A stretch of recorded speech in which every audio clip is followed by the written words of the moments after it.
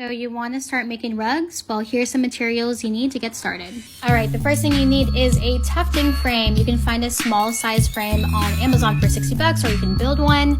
A table to stabilize your frame. I got this utility cart from Joann's for like 100 bucks, but anything will do. You need C-clamps to lock your frame down to the table. Get this at Home Depot or Amazon for like 10 bucks. Tufting gets super messy. I like to use gift paper to catch all the excess yarn and fibers. I recommend taping it down. You can get this from the dollar store for like $1. Some high quality tufting cloth. You can get this from Amazon for 45 bucks. Start with acrylic yarn. These brands cost 5 bucks at Joann's. Tufting gun. Can we just pause on how cute this box is? I bought it from softlandstudio.com for 180 bucks.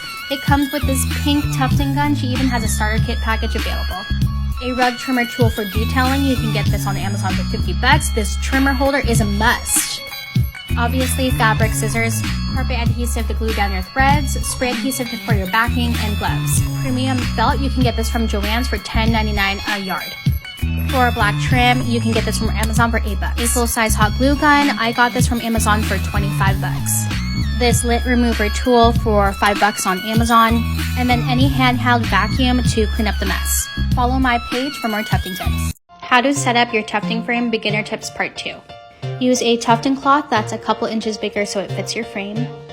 Start at the top corner going across and hanging the cloth on the tacks on the top row. And as you go across the top row, make sure to pull on the cloth as you hang it on the tacks to start to tighten it. Do the same on one of the other sides, hanging the cloth on each of the tacks and pulling tightly as you go. The goal is to get the cloth on as tight as you can, like drum tight, so just keep doing it for all of the sides. The bottom is my favorite part because this is where you have to really pull down the cloth and tighten it up. Put your force into it, but don't break a table. When the sides are all done, do the bounce test. If it's tight, you're good to go. If it's loose, you gotta pull the cloth further on all sides. Honestly, I go around for a second time every time I make a rug. The tighter it is, the better your yarn will hold. Also, tufting cloth has black lines on it. It helps make sure your rug is centered and also even on the frame. Cut any of your extra cloth off, and sometimes I notice my cloth coming loose from the tack, so I just apply tape to keep it on. Don't forget the bounce test, and you're ready to project your design. Keep watching for part 3.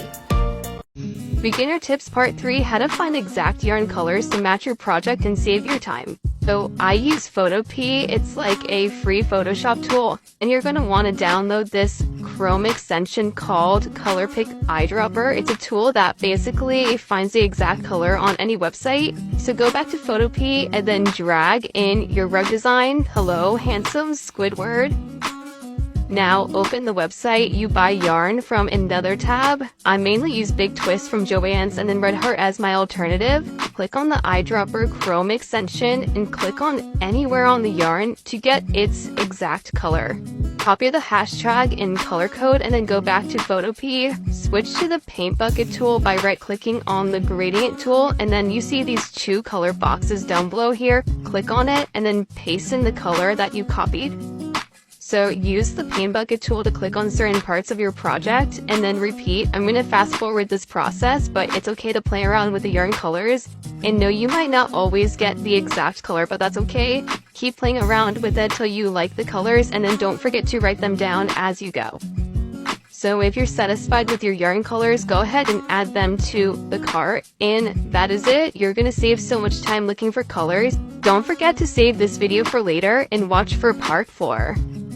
Beginner tips part 4, how to project your design on your frame. You'll need a projector. I bought the projector from Best Buy for $100, but you don't need anything fancy. Just get something from Amazon. It uses HDMI or Bluetooth to transfer the images out. You also need Sharpies. I personally prefer the thick Sharpies because you can see the lines better and it's the same width as the yarn. So the most important thing is to flip your design before you project it, especially if you have words on it. When you're tufting, you are threading the yarn through the back, so you need to make sure to flip it or your rug will be backwards. Turn on your projector and connect your phone or laptop and project your design on the frame, and then start to adjust the sizing and the sharpness. You want to make sure your design is projecting very clearly so you can get every detail. Next, grab your Sharpie and trace the outline of your image. You want to get it as exact as possible, so take your time. If you don't get it right, your rug won't turn out the same. Don't forget to trace the outline of your rug too. I use a ruler for straight lines if I need it. If your design has a couple of colors on it and lots of detail, you could either color it in with different Sharpies or write out the colors on each of the sections. When I'm almost done, I like to put my hand over the projection to see if I miss anything. And that's everything. Time to start tufting. Don't forget to favorite this video for later. Watch out for part 5 where I share tips on how to use a tufting gun. Beginner Tufting Tips Part 5, How to Use Your Tufting Gun. Let's get into it. So I got my tufting gun from Softland Studios. The packaging is so cute. Let's see what's inside. A pink tufting gun, an AC adapter, a handle, and a yarn threader. She also has other colors too. Assemble the tufting gun by screwing on the handle, plugging all the cords into the AC adapter, and plugging it into an outlet. Place your tufting gun on a table and take your yarn threader and your yarn and thread it through. Pull your yarn through and pull it up a bit so you don't waste yarn. And then adjust your speed using this little knob at the bottom. If you're just starting out, use the lowest. When you get more comfortable, gradually get to the medium speed. Take your gun and hold the handle and push the needle all the way through until it hits the guard. Apply pressure and keep the gun in a straight line, not slanted. And then when you're ready, push the trigger, moving your entire arm, not your wrist, up and side to side. Don't thread down, but you can go side to side like this. It's important to go slow at first, so just try tapping it slightly instead of going super fast, so go slow so you can have more control. Follow me for more tufting tips. Watch out for part 6. Beginner Tips Part 6, 5 tufting tips that will bring your beginner skills to the next level. Let's go. Tip number 1, push your gun in the fabric with pressure as you tuft so the yarn stays nice and tight. Tip number 3, use multiple yarn strings at the same time to cover more ground. It all depends on how big your frame is and how detailed it is. I use 2 strands for medium areas, 1 strand for outlines, and then 3 to fill in big spaces in. Tip number 3, let go of the trigger first before pulling out of the fabric. This will help keep all the yarn in from top to bottom. Tip 4, use a slow tap-tap method for curvy lines so you get more control. Tip 5, have the cord of your gun and the yarn be free-flowing. Make sure nothing's in the way so the bad boy can go in smoothly. And that's it. Save this video for later and watch for more tufting tips part 7. Number 1 thing people ask me in my videos is how do you shave a rug? Not gonna lie, shaving is low-key scary at first because you can ruin your rug real quick if you aren't doing it right, so it takes a lot of practice, patience, and precision. I'm still figuring it out and I make mistakes sometimes, but what works for me is shaving my rug while I tuft and not waiting until the very end. When I do this, my rugs look a lot more cleaner and defined, plus it's easier to clean up. So the next time you shave your rug, do this. Shave it while it's on the canvas. After you fill in every shape, just shave it. Do these 2 shaving positions 90 degrees like this, straight on the edge to cut off any fuzziness. This lets you define and shape. Go back in and smooth out any sharp lines you just did by tilting your shaver just like this. Do this every time you fill in the shape.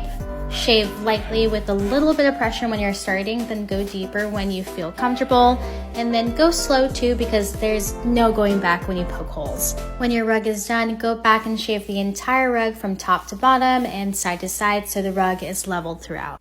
And that's it. Stay tuned for more videos on how to shave your rugs. Down a rug. Happy tufting! Charge your clients so much more on rugs when you finish it with these steps. Use carpet adhesive to glue down the yarn so they stay in place.